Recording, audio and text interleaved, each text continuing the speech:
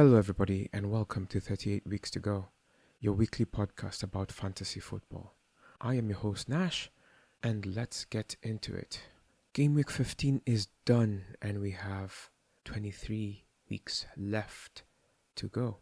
So, how was Gameweek 15 for you? For me, it felt like these fantasy weeks are coming quickly and going. I had 88 last week, and now I have 42. And here I was beginning to think I've finally figured everything out, and then only to be disappointed.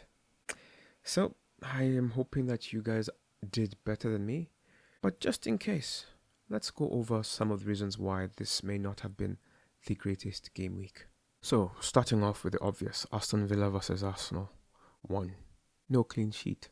No clean sheet, no clean sheet, no clean sheet. And that really messes you up. And then if you're like me and you brought in Merino, he gets yanked off at halftime. Trossard ends up being the scorer, and Saka, thankfully, if you have him, has an assist, but he gets a yellow card as well. So, many of us have been banking on clean sheets from Arsenal, and that didn't happen. So you move on from there and you say, okay, maybe at least Chelsea will do the thing. And Chelsea did put up a good squad, but no goals. So if you had the defender, you're good. But if you had the João Pedros and the Pedro Netos and the Garnachos and the Cole Palmers, nothing happened. And if you had Semenyo, he had a goal disallowed. Evan Nilsson is literally working against him for like the third match in a row now. And then, if you believed in Nottingham Forest's progress, he got hammered 3-0. Yeah, 3-0. What are we supposed to do with that? And then you go Man City, Sunderland, you see Man City win 3-0. And then Haaland has barely just one chance in the entire match after a great haul. And so most of our captains were Haaland, given that he just had a massive haul the week before, and now nothing. So that's a tough one. And you have the Newcastle versus Burnley game. Many of us were hoping for a clean sheet, and it did not come. And then you have Voltemada, did not play well, and so there's that. And then you have Spurs. Richarlison scores, and then Xavi Simons comes up with a goal and assist. Who saw him coming? And for all of us who had Igor Thiago, blank. And then you move on to Leeds and Liverpool. Of course, Salah didn't play because who knows why. Ekitike scores. Isak does nothing. Gakpo does nothing. You think Leeds are going to be kept blank? They score 3 goals. So if you're Van Dijk like me, you get nothing. Then if you're a if the Brighton West Ham game, you might either have Minte or Welbeck. Nothing happens. Then you go Fulham versus Crystal Palace. You have Mateta. He does nothing. You have Mr. Munoz. He doesn't play.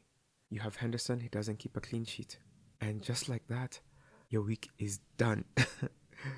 Then you go to Manchester United, and maybe you have Cunha, and that's about it. Mbeumo finally does something, but now he's off. Of course, Wolves don't do anything, and so if you were banking on a Manchester United clean sheet, they can't keep a clean sheet even against Wolves. So let's look at the games of the weekend. I would say the highest scoring game is definitely Leeds versus Liverpool, 3-3. Now, this was an interesting game because Liverpool went 2-0 up very quickly, and it looked okay. It looked like they had this game in the bag.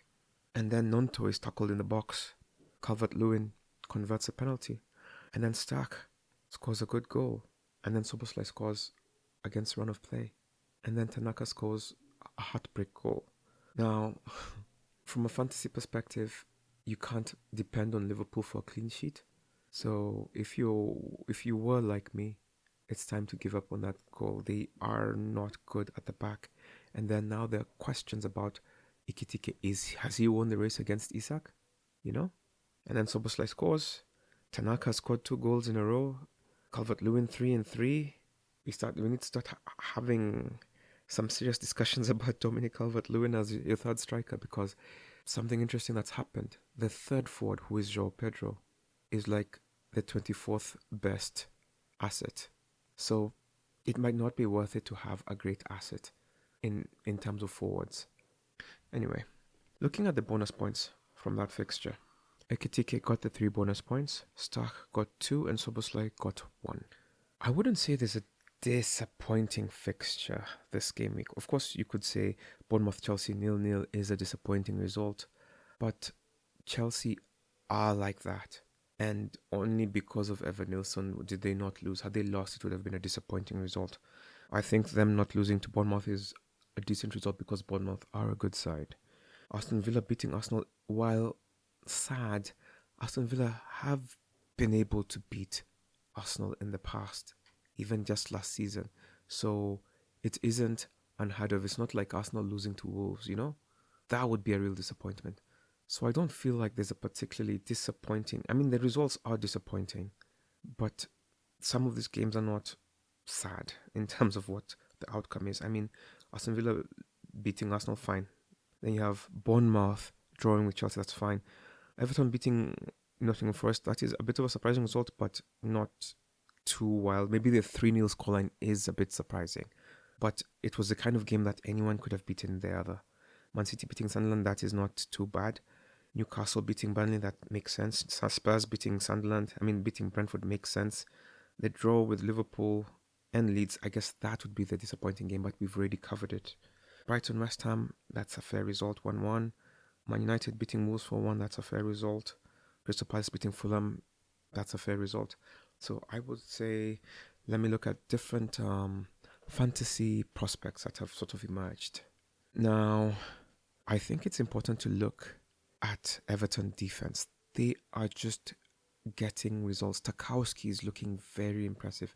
He has been hauling of late, and it seems like a disaster not to have him at this point.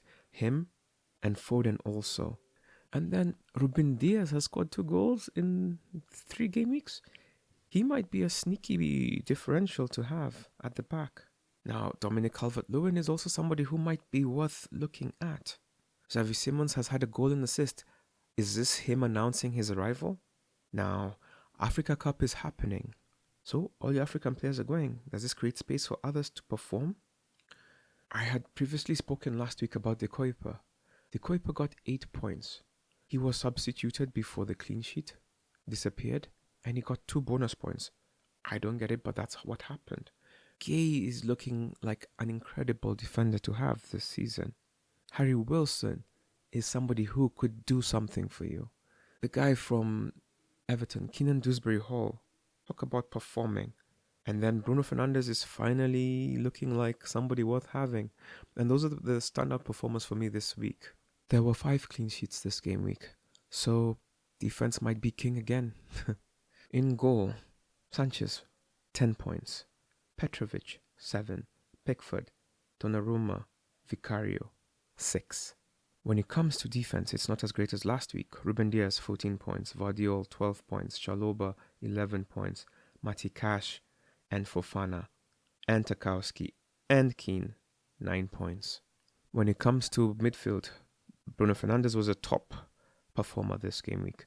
18 points. Dewsbury-Hall, 16. Xavi Simons, 14. Stark from Leeds, 12. Foden, 12. Cherki, 12. Kamara, 10. Gordon, 10. Bruno Guimaraes, 10.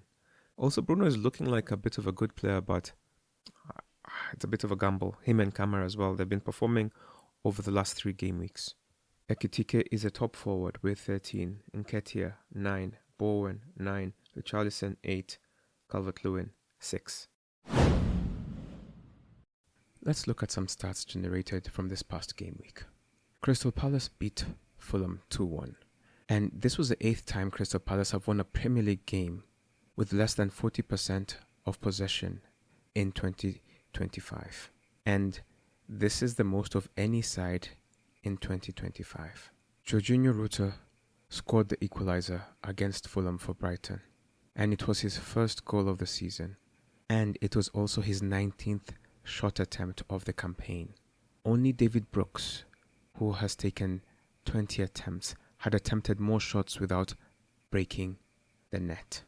Ekitike scored 2 quick goals against Leeds, and he's the first player to score twice in the opening 5 minutes of the second half of a Premier League game since Raheem Sterling did so for Manchester City against Watford in 2019. Bruno Guimaraes scored a goal this weekend, and it was straight from the corner kick. And This is the 20th goal directly scored from a corner in the Premier League, and it was also the first time a Newcastle player has ever done it. Aston Villa have lost 6 Premier League games against Aston Villa under Mikel Arteta, their second most against an opponent under the Spaniard. Of course, the most is Manchester City. So just like I said earlier in the podcast, Aston Villa have beaten Arsenal, so it's not some grand shock. This is something that they do.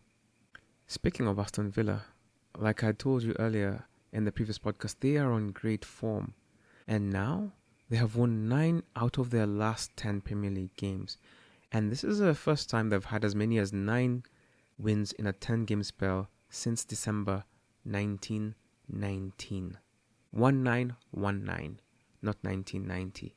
Buendia scored the winner for Aston Villa, and he scored the second latest winning goal Arsenal have ever conceded, on record from 06-07, when they lost to Brighton in 2020, 94-26. In this game, they were scored in 94-03. Trossard is the third Arsenal player to be subbed on, score, and then be subbed off in a Premier League game, after Nicholas Bentner did it against Cardiff in 2014, and Fabregas did it versus Aston Villa in 2009. When it comes to defensive contributions, DEFCON points, the top DEFCON point Anna this week was Fernandes from West Ham with 23 points, 23 actions, Then followed by Rice from Arsenal with 21, Anderson 19, Tarkowski 17, Tavernier 16, along with Scott, Van Dijk, and Dewsbury Hall with 15. Foden was this game week's most brought in player, and he rewarded everyone that brought him in. And this was the first time that he has produced a return when he was the most recruited player, having blanked on 3 previous occasions. Now, on top of that, Foden also broke a run of bad luck where for 7 times this season, a midfielder has been the number 1 brought-in player and has blanked. So this is the first time in seven attempts that the most brought-in midfielder has either scored or assisted. Thiago was the second most brought-in player, and as you know, they lost 2-0, so it wasn't a great idea. Gyokeres, second most brought-in midfielder, scored from the corner, like I said earlier. Well done to him. And to you who brought him in. Voltemada blanked. And this means that now he has only returned once in his last 7 games. And then Munoz was the 5th most brought in player this game week. And he was injured. Late call, knee injury. So I hope your substitute did well. The most brought out player was Semenyo. And, like I said earlier, Evan Nilsson is letting him down. Somebody else who's letting us down is a man called Mateta, who's now out of my team. He keeps being brought off around the 60th minute, and it's not good enough. Haaland was the most selected player this week. He was also the most captained. The most vice-captained player this week was Raya. The top transfers in this week. Foden, 790,000. Thiago, 567,000. Bruno Guimaraes, 365,000. Dewsbury Hall, 305,000. Mate Cash, 301,000. Players out. Mbeumo, 488,000. Mateta, 414,000. Semenyo, 355,000. João Pedro, 335,000. Calafiori, 288,000. Mbeumo is the only one out of those top who is going to Africa Cup. Like I told you the week before, Ghana didn't make it, so Semenyo and Kudus are not going anywhere. Bruno Fernandes was a top performer this game week. The average of the week was 49. I got 42. If you got 49 and above, well done. The highest team this week got 133 points. And those people, well done. Jokes are us. Bloody triple captained Bruno Fernandes. And a Bruno Fernandes triple captain was worth 54 points. You heard that correctly. 54 points. So, in goal, he had Sanchez. Dunburn, 7. Van Hecke, 5. Gay, 8. Dewsbury Hall, 16. Foden, 12. Bruno, 54. Mbeumo, 8. Bowen 9, Voltemada 2, Haaland 2. And that's how he got 133 points. In our group, the highest points this week belong to manager Texas Tens. Texas Tens, manager of Tenor FC. He got 96 points. Talk about a great haul. Now, he used his bench boost, and that gave him 96. Well done to you, sir. In goal, he had Petrovic, who gave him 7. He had Senesi, who gave him 8. James, who gave him 6. Foden, who gave him 12. Enzo, who gave him 3. Bruno, who gave him 18. Rice, who gave him 6. Thiago, who gave him 2. Mateta, 2. Haaland as captain, 4. Dubravka, 3. Bruno Guimaraes, 10. Van Hecke, 5. And Thiago, 2. Well done, sir. Great result. Imagining if you had if you had captained Bruno, would have been something else.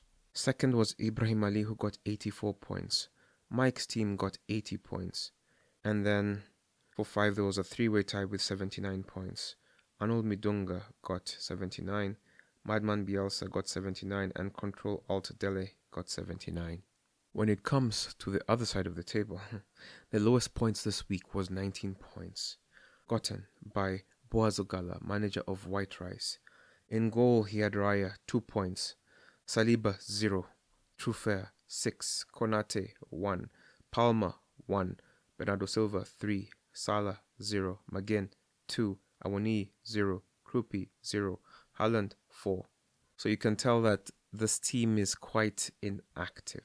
So Boaz had the lowest with 19 points. Moses Mushiri had 23. Nicolas Padia got 24. Dejan Savesky had 26. And Timo Dera had 27. And that's the bottom 5. When it comes to most points on the bench, that honor belongs to a man by the name of Alexander Mutune. Bring home #22. He had 31 points on the bench. Sanchez 10, Stach 12, and Tarkowski 9. Goodness, those are many points. Just 10 more and you'd have beaten me. Kimeo Mutinda had 26 on the bench. Fahmizo Clickfly had 25. Otiomondi had 25. And Hector Orembo had 24 points on the bench. I guess that's a challenge with a balanced squad. You just never know who to pick. Madman Bielsa's team had 6 goals scored by his team, and that was the highest by anybody in our league this week. Mike's team had the strongest team midfield, and his midfield got 59 points. El Fleek had super defense, and they racked up 48 points. That is so impressive. That is more than my entire team got this week. When it comes to most transfers made, Don Clinton made 7 transfers this week. I'm sure he's going to be very happy with the 5 that he's gotten. Now, apart from him, Panyako Nyerere got 6 transfers. GTO made 6. Kevin Wachilimo made 5. And Arnold Midunga, Aboki Jr., Texas Tens, Stephen Kiarie, TK, Skyscraper, Thagana Gatheru made 4 transfers each. Arnold Midunga did really well with his transfers this week. They gained him 40 points. He's 40 points better than had he remained with his previous team. Texas 10 and Fahmi Zulkifly, 21 points each. Suraj Baigane, 19, along with Bonaji. And Skyscraper, 17 points, along with Brian Rutere. Don Clinton made the most transfers, and it makes sense that he lost the most points. -16, based on the points he got versus the transfers made. You know what I mean? Like, he made 10 transfers, maybe they got 100 points, but he lost 116 points. So, -16. GTO, -15. Lawrence Agyapong, -11. Onyango Mandela and Identity, -11. That's okay, it's not too bad. Not too bad. The team with the highest team value belongs to Capiende Massive. They are now valued at 104.7. Morunga Manyara is on the opposite end with 97.1. Highest change in team value belongs to 2 people. Number 1 is Franklin Asiema, whose team gained 0.7 to his team value. Kaiser Sose, managed by Bonaji, has also gained 0.7. Well done, boys. Worst team value change belongs to Urine Trouble. David Moy and Stephen Chiari, their teams have lost 0.8. The best performing differential in our league this week was Bruno Fernandes, who was chosen by 23% of us. Second best was Dewsbury Hall, who was a real differential with only 4% of us choosing him, and him ending up with 16 points. Another differential was Ruben Diaz, with only 3% of us choosing him, and him gaining 14 points. Ekitike is only owned by 5% of us, and he gave 13 points. Ryan Sheikh is only owned by 3% of us, and he returned 12 points. Vardiol owned by 7% of us, 12 points. Chaloba owned by 10%, 11 points. Sanchez owned by 9% of us, 10 points. Yeah. And then you have Soboslai. 2% of us own him, 8 points. De Kuiper, 3% of us own him, 8 points. Mati Cash, 7% of us own him, 9 points. After his incredible haul the game week before, it wouldn't surprise you to know that Haaland was chosen by 146 of us in a group of 190 or 196. So we over rely on Haaland. So yeah. Voltemado, second, 5 chose him as captain. Another 5 chose Bruno Fernandes, and those were the real winners. Another 5 chose Salah, big losers. Mateta, 5. João Pedro, 4. Saka, 4. Foden, 2. Palmer, 2. Mbeumo, 2.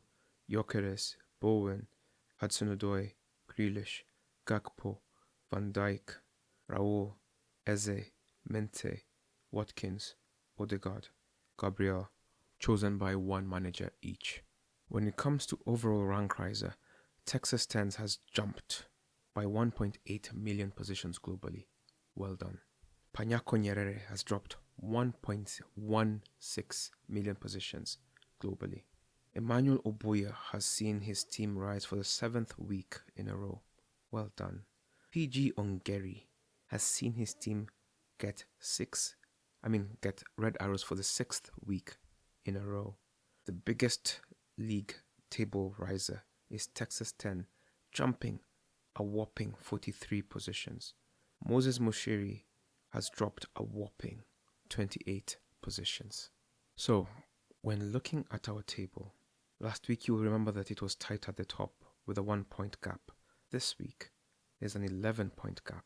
Number 1, Arnold Midonga has 962 points, and Jeffrey Jeremy has 951 points. Number 3, Franklin Asiama has 922 points, so there's a bit of a 40-point gap between number 1 and number 3.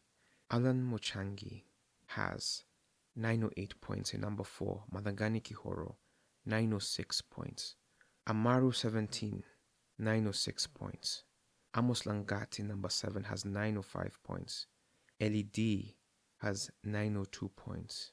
Ron Chisaka, number 9, has 901 points.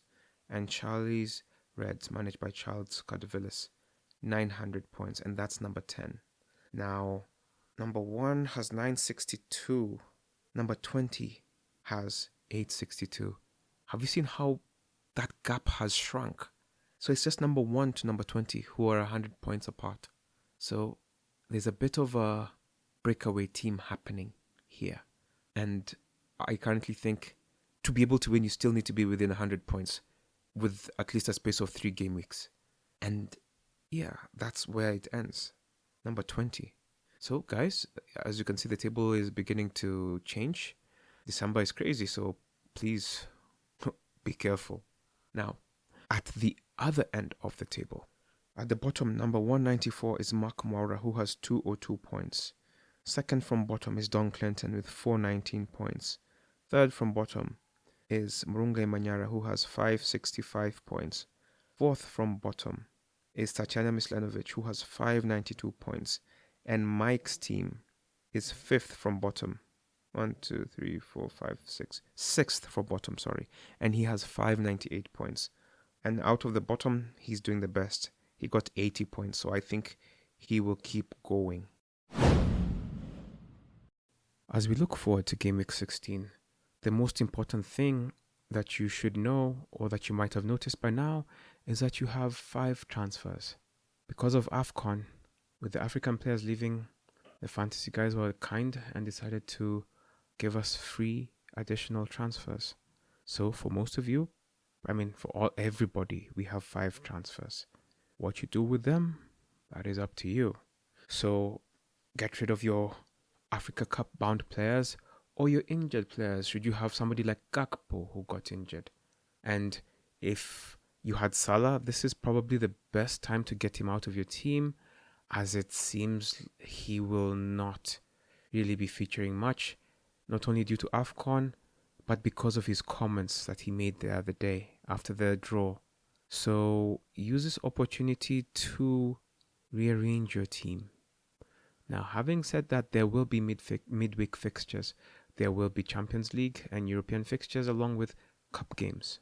So for as much as you can, delay making the transfers. But also, I know with the price changes that, like Foden going up, if you don't have Foden, just put him in quickly unless he gets injured in this Champions League. But then also the African players will be losing their value quickly. So also protect against that. Saturday the 13th, we'll see Chelsea take on Everton. Chelsea will have played European fixtures and therefore may be a little bit tired. But knowing how Maresca is, be sure that there will be some rotation of some sort. Their previous 5 head-to-head matches show that Chelsea have won 2, drawn 2 and lost 1, which places them as favourites. Now, outside one game which was 6-0, the games tend to be quite close. Now, when you look at their current form, Everton have won 4 out of their last 5 matches.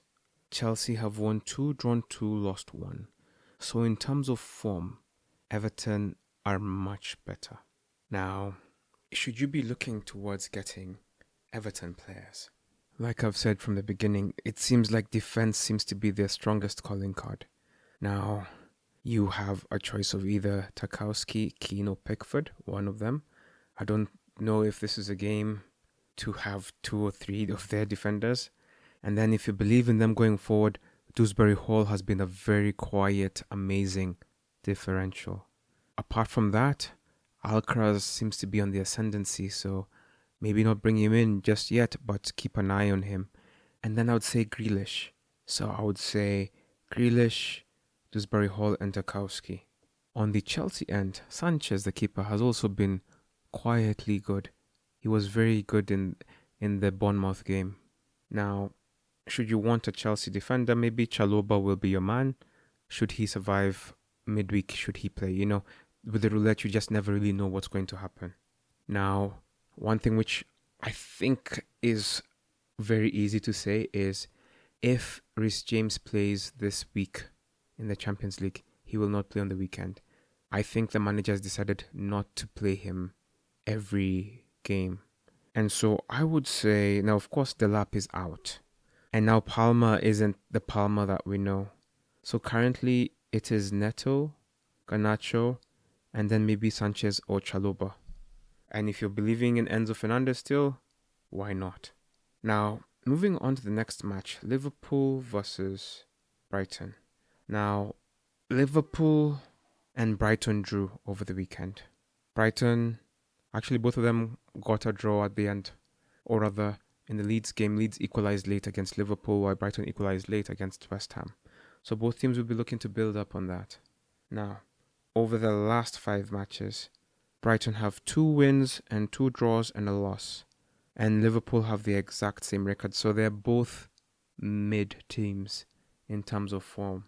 Now, Gakpo is injured for Liverpool. Salah has gone.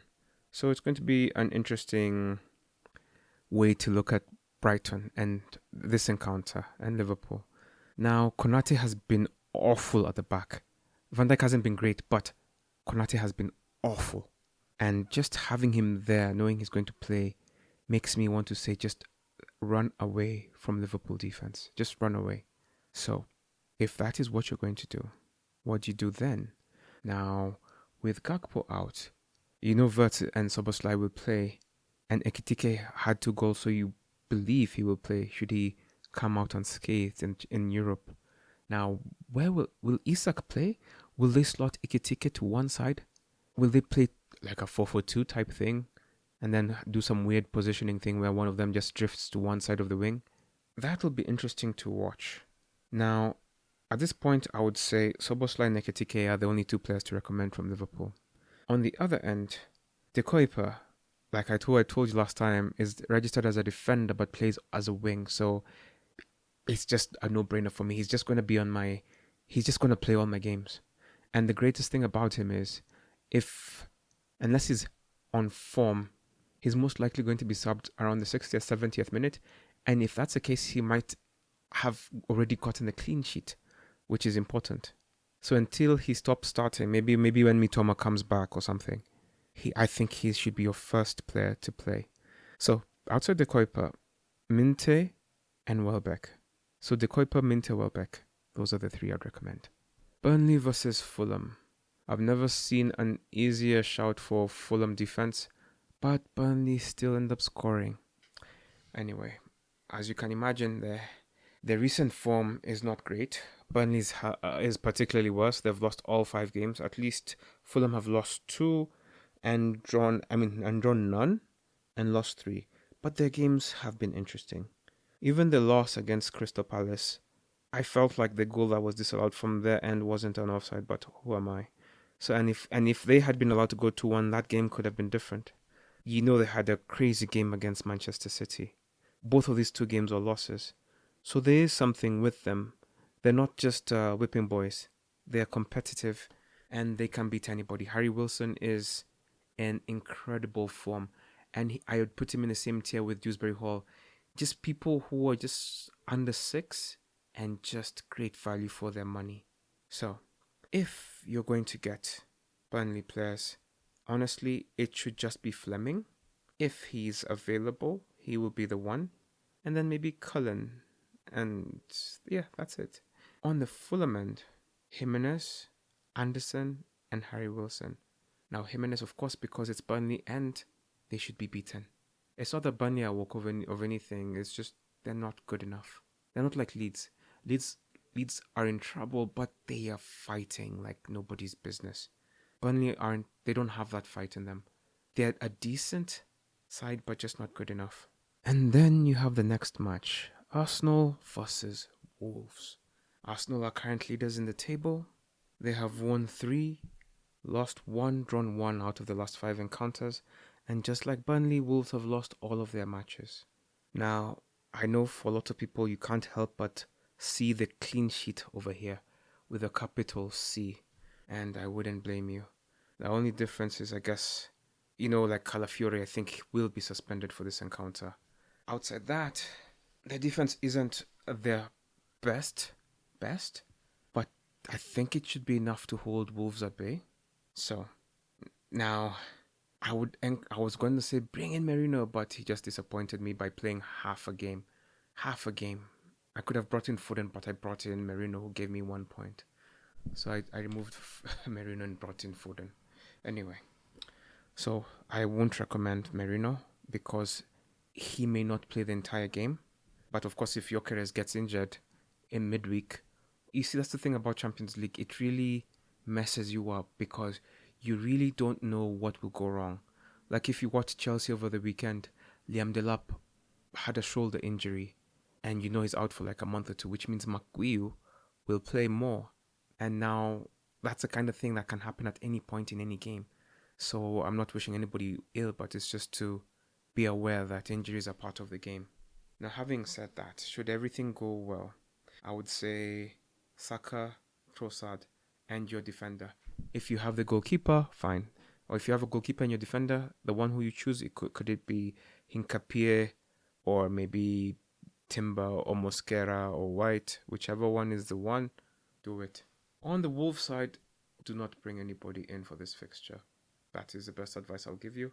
So, but okay, fine. You can try Bellegarde and Strand Larsen. Okay, moving on. Crystal Palace take on Man City, and this is going to be quite a difficult game. This is arguably the marquee game of the weekend, if not Newcastle versus Sunderland, because it's a derby. So, Crystal Palace take on Manchester City. These are two teams in the top 4. Man City number 2, Crystal Palace number 4. Their head-to-head is, of course, in favour of Manchester City, which makes sense. Now, in their last 5 encounters, there are 2 draws, 2 wins for City, and 1 win for Crystal Palace. So, and that win for Crystal Palace was their most recent encounter. So it shows that recently Crystal Palace have the capacity to defeat them.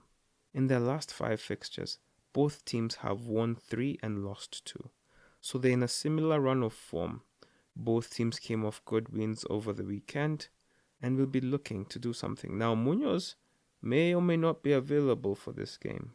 And if that is the case, I think they're a bit easier to beat when they're not applying that pressure moving forward. Now, the thing about Manchester City, which we've seen so far, is that they're like a better Liverpool in the sense that they are vulnerable at the back, but they can kind of defend.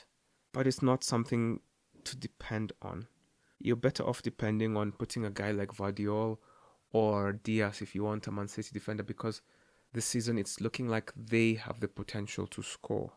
Now, should you want to choose a player, obviously Foden, Haaland, and then one of those defenders is the best way to go for Manchester City. If you're going for Crystal Palace players, at this point Gay looks solid, but if you don't have him, I wouldn't bring him in for this game. I wouldn't bring in a Crystal Palace defender for this game, but maybe for the future at large, but not for this game. Now, having said that, they are not quite impressive going forward. And given that Sarri is unavailable and Mateta isn't looking great, I wouldn't also encourage you to get into their offense. But should you want something from these players, I would say maybe Jeremy Pino. This could be a game Mateta scores. And maybe Watson. That's how I'd look at it. Now, moving forward, you have Nottingham Forest versus Tottenham. Forest were hammered by Everton, which was a very surprising result from my view. And Tottenham won the Thomas Frank derby. He beat his former team 2-0. If there's any team who can beat them, it'll be a man who knows who they are. Now, fortunately for Forest, Thomas Frank hasn't managed them before. Now, their recent form are both quite interesting. Spurs have lost 3 of their last 5, drawn 1, won 1. Forest have won 3 and lost 2. So in terms of form, Forest are better. They have midweek fixtures, so anything can happen in that period. Now, having said that, should you want to choose a Forest player, you have Morgan Gibbs-White, Jesus, and Anderson. Those are their 3 best players right now. Now, should you want a Spurs player, I'm glad that Richarlison is still looking good. I would encourage you to have either Romero van de Ven and Simmons. Because I think Simmons, if he has truly turned a corner, he would be somebody worth having.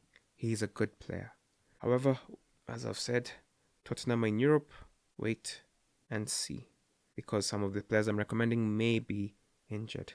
Now, Sunderland take on Newcastle, and this game, for me, screams goals.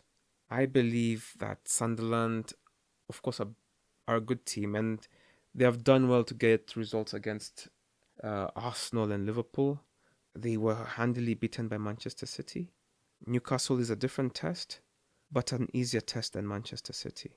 Now, their recent form shows that Newcastle have won 3, lost 1, drawn 1. Sunderland have drawn 2, won 1, lost 2. Should you believe in Newcastle to get something out of this game, Gordon Elanga and Bruno Guimaraes, I think, are your strongest bets. If I wouldn't go into defense for this particular game, I just think that Sunderland have too much in the tank. Now, if you have Sunderland players and you believe in them, I would say that you should look at Enzo Lefebvre. Even though Isidore missed a sitter, I still think he's good. And then Granit Xhaka. West Ham versus Aston Villa. Both teams got credible results. Aston Villa beating the league leaders, Arsenal, and West Ham not losing. Their transition is going well. I believe Mr. Nuno Espirito Santo is doing something productive over there, which is why I didn't want to put my triple captain on Haaland and when they meet in the next game week. Now, when it comes to the recent form, Aston Villa, like I said last week, have won 5 in a row. That still continues. West Ham have drawn 3, lost 1, won 1. So they're in recovery mode. And their recovery continues. They're becoming tougher and tougher to beat. They still concede, but they also score. Now, if you want to look at their head-to-head, there are always goals involved in both sides. There's no clean sheet in their last 5 encounters, so do not enter this game for defense. So I know Matikash, as you heard earlier, is one of the most brought-in players, but unless he scores, he's definitely going to concede, according to history of this this fixture.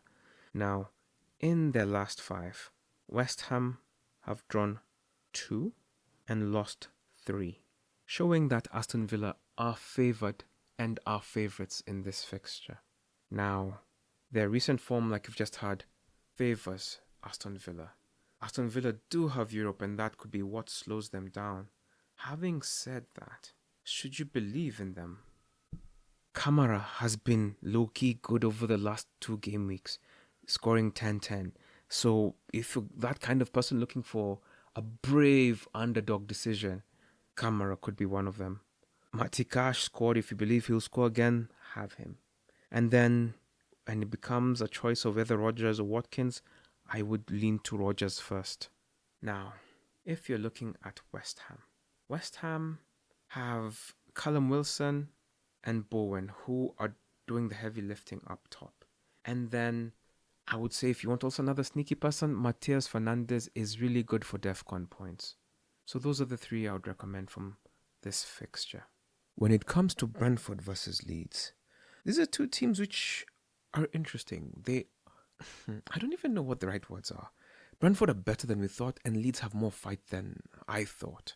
In their last 5, Leeds have lost 3, won 1, drawn 1. Brentford have lost 3 and won 2. But if you watch their matches are good and definitely worth watching. Now, both teams, Leeds had an impressive result over the weekend, and Brentford were beaten 2-0 by Spurs. Now, moving forward, I wouldn't bet against any of these 2 sides. Should you believe in Brentford's capacity to win this game, you know Igor Thiago is going to be vital, followed by Ouattara and Shada. For Leeds, you have Aronson, Mr. Calvert-Lewin, and Mecha. And if you want to move back, you could go and look at Miroslav at Stach. And maybe... No, don't get a defender. That's it. That's how it should be. Mecha, Mr. Dominic Calvert-Lewin, and Aronson. And on the other side, Igor Thiago, Ouattara, Shada. And then on Monday, it seems like Manchester United have all of these Monday games. On next Monday, Manchester United will be playing against Bournemouth. And Bournemouth drew and United won. Bournemouth have not been in great form of late. In their last 5 games, they've won no games, drawn 2, lost 3. Man United have lost only 1, won 2, drawn 2. They are in better form. They have lost Mbeumo, and I'm not sure how that will affect them, but we shall see. But they have given up on their strikers and have decided to strike with Mason Mount. So Mason Mount could be a differential. Their head-to-head is interesting. It is a mixed bag. Man United won their last encounter 4-1. Bournemouth drew 1-1. Bournemouth won 3-0, then they drew 2-2, then Bournemouth won 3-0. So Bournemouth have the upper hand in this fixture, but are in poor form. Maybe this is the kind of game that could reset things. At least that's what Bournemouth fans will be hoping, and Semenyo owners. So if you are a Semenyo holder, you just better hope Evan Nilsson doesn't start, because he has been a disaster. However, should he put those things together, him and Semenyo will just flourish. Semenyo will get assists, Evan Nilsson will get goals. But until then, Semenyo, Kluivert, and Tavernier are the people I'd recommend. For Manchester United, I would say Cunha, Mount, and Fernandes. When it comes to captain choices, Chelsea-Everton could easily be a draw. And if you believe in such a just a defensive outcome like that, a guy like Tarkowski wouldn't be a bad idea to have as captain. Or like a Kukureya. Liverpool versus Brighton, should Ekitike be fit, he would be a good one. So would possibly be Minte. But I wouldn't choose a captain from that fixture unless it's Ekitike. I think he's the strongest choice in that one. Fulham versus Burnley. Honestly, I believe Harry Wilson can get you something here. And possibly a clean sheet as well if you get Anderson in there. Arsenal versus Wolves. This is where I think the real captain stands out. Should you get somebody? Now, should that be Saka? Should that be Eze? Should that be Rice? There is a right answer to this question. I just don't know what it is. But Arsenal are heavy favourites. This is the most predictable outcome of this game week. In terms of if you were asked who will win their match, you'll be told Man City versus Crystal Palace or Arsenal versus Wolves. Who do you think will win? And if you go down the matches, Arsenal versus Wolves is the easiest one to predict. But the difficulty is the captain. Crystal Palace versus Manchester City. I think Foden is your good bet, or Haaland still. I'm beginning to think that we should captain Haaland 1 week, blank him another week, captain him the next week. Because that's how I think he's playing right now. So I'm thinking this is a week he will perform. Now, looking at the next fixtures, let's see. Spurs versus Forest. Richarlison or Morgan Gibbs-White. Sunderland versus Newcastle. Bruno Guimaraes, Enzo Lefebvre. West Ham versus Aston Villa. Morgan Rogers, Jared Bowen. Brentford versus Leeds. Honestly, Dominic Calvert-Lewin and Igor Thiago. Manchester United versus Bournemouth, Semenyo and Bruno Fernandes.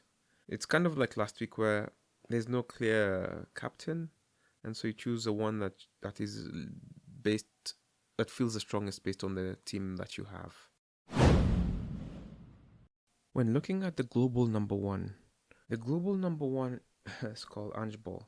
They have 1055 points. Remember, our number one has 962 points. In goal, he has Pickford, who gave him 6 points. Tarkowski, who gave him 9. Byrne, who gave him 7. Timber, who gave him 3. Minte, 3. Saka, 4. Fernandes, 18. Cherki, 12. Mbeumo, 8.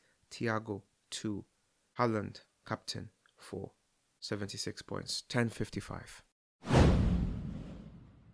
When it comes to the FPL FDR, Arsenal have Wolves, Everton, Brighton, Aston Villa again, and Bournemouth.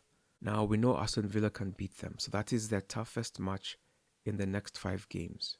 Wolves, they should get. Everton can be tricky, Brighton can be tricky, and Bournemouth can be tricky on their day. So, having said that, I'm still confident in Arsenal's ability to be able to win those games. Aston Villa have West Ham, Man United, Chelsea, Arsenal, and Forest. Until their streak goes, just back them. Back them to win. They've won 9 out of the last 10 games. Back them.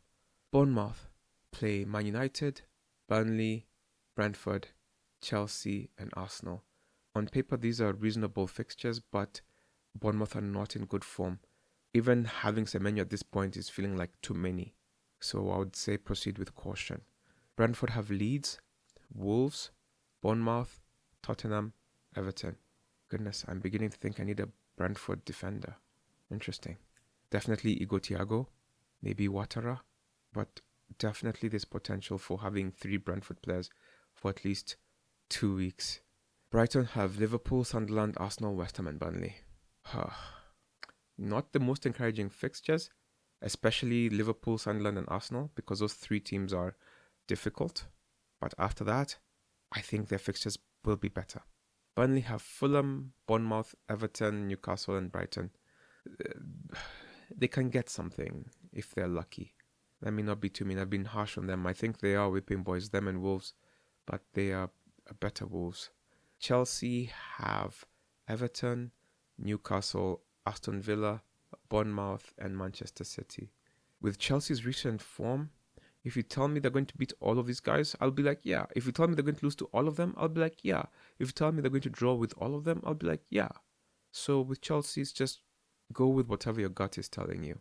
Crystal Palace have Manchester City. Then they have Leeds, Tottenham, Fulham, and Newcastle. My problem with Crystal Palace is that I've lost faith with Mateta. I still believe in them going forward, but I think I believe in them more at the back. And so I'm seeing a lot of people doubling up on Munoz and Gay. Now, depending on how long Munoz out, it might be tricky. Of course, I don't think they will keep a clean sheet against Manchester City. But outside that, they can shut out absolutely anybody. Everton have Chelsea, Arsenal, Burnley, Forest, and Brentford. I think they are deceptive. They are stronger than they look, but they're also susceptible to just weird performances. They beat Man United with 10 men, then they lose to Newcastle 4-1. That's how you wrap them up. Inconsistent. Fulham have Burnley, Forest, West Ham, Crystal Palace, Liverpool. Up until West Ham, I think it might be worth it to have players from the team, namely maybe Harry Wilson and Anderson. Leeds have Brentford, Crystal Palace, Sunderland, Liverpool, and Manchester United. Leeds have shown since this, they have figured something out about how they want to play, and if things continue as they are, I think they will be able to stand up and stay up. So watch out for them. Liverpool have Brighton, Tottenham, Wolves, Leeds, and Fulham. Whenever I look at the next 5 fixtures, I'm like, oh yeah, this is why I have Van Dijk. And then you go on the pitch 3-3. So I'm done with this team. Their fixtures still look great. Salah has gone, and even though he said all those things, at least they'll be without that distraction. And while we talk about Liverpool, let me just say something. I think that how they're handling Salah, maybe it's also his ego, maybe he could be patient, but this is the same thing they did to Ronaldo. This guy goes and he has a great season, and he had maybe arguably the greatest season a Premier League player has ever had. And then the next season you're saying he's washed. Cristiano Ronaldo had the best season a Manchester United player had the season before.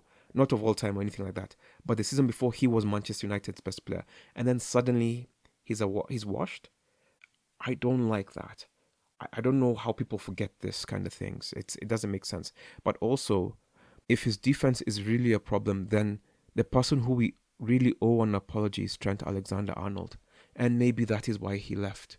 Because we were underappreciating him and tossing him under the bus while praising Salah, while punishing Trent for Salah's mistakes. Now, moving on.